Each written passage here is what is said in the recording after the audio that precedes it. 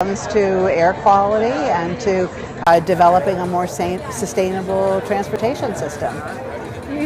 Volkswagen has put a crimp into everything that was clean in California with their diesel defeat device. Mm-hmm. Where does CARB stand right now with Volkswagen? Well, we are in the process of working out what the solution is going to be for those illegal cars that were sold between 2007 and 2014 that had the defeat devices on them. We and EPA are working together along with the Department of Justice and the Federal Trade Commission.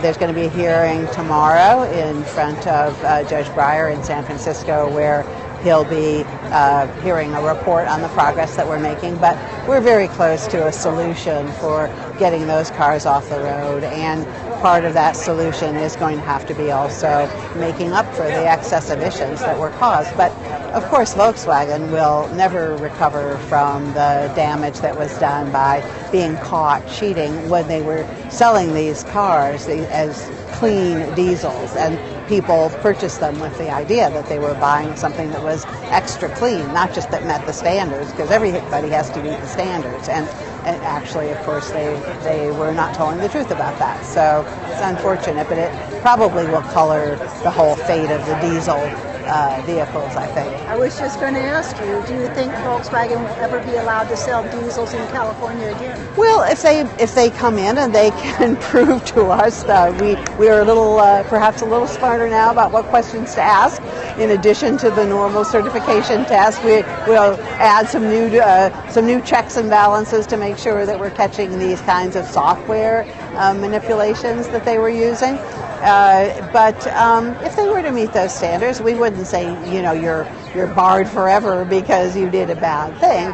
I just think that the company itself has realized, and they've made some public announcements to this effect, that their future is not in diesels. That when you look at not just California or the United States with our standards, but really at the rest of the world, and especially the developing world, where they don't have gasoline stations on every corner, they don't have that network already embedded, that there are better options for the planet and for the economies of these countries.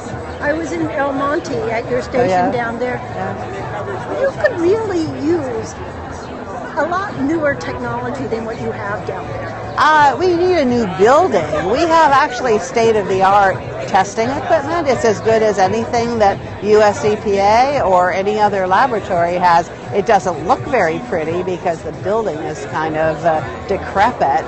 And that's one of the reasons why we now are moving forward to build a new laboratory, which is going to be out at UC Riverside, and that will be the home of our new testing facility. So in a couple of years, we will be in a brand new zero net energy laboratory, but we have kept up over the years with all of the testing equipment, and in fact we've invented some of the new stuff that's now state of the art. In fact, it was CARB